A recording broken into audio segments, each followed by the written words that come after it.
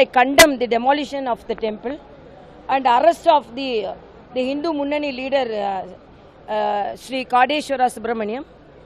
Why I am telling this? Because repeatedly the DMK is doing a mistake by its anti-Hindu mindset, because yesterday only they have got the verdict for the Thiruparamkundram in favor of the Hindus, but today with anger they are demolishing. Means it is highly atrocious, and the DMK should answer this in the election 2026.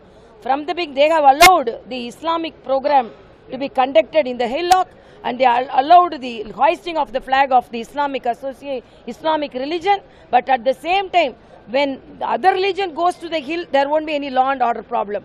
But when Hindus go and light the lamp, there will be law and order problem.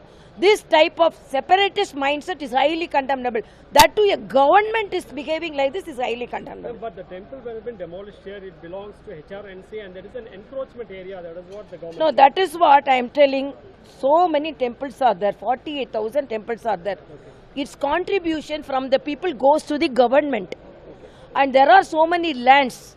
Its contribution also goes to the government. When the government is earning lakhs and lakhs and crores of from the devotees, a temple with the belief of a devotee is there, why can't you leave it? As if encroachment, if they are taking all the encroachment, most of the DMK leaders' houses,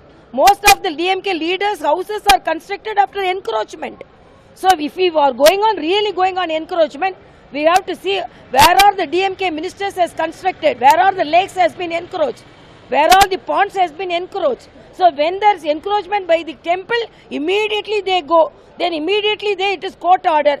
Even lighting the lamp is court order. Why didn't you obey? But demolish the temple, court order means immediately you demolish. I am asking one question. So much of devotees' money is given to the government. How can a small place which the belief of devotees can be kept away, left away? Now, how do you see about the present situation of political scenario of the ADMK right now allying? Yeah, we are very happy. We are very happy. PMK has aligned with that officially. They have joined, and repeatedly, definitely there will be good news for NDA. Not only good news for NDA, good news for people of Tamil Nadu. Double engine government, as our Honorable Prime Minister always says, development. Double engine government can be expected in Tamil Nadu. So 2026 will be a winning year for us.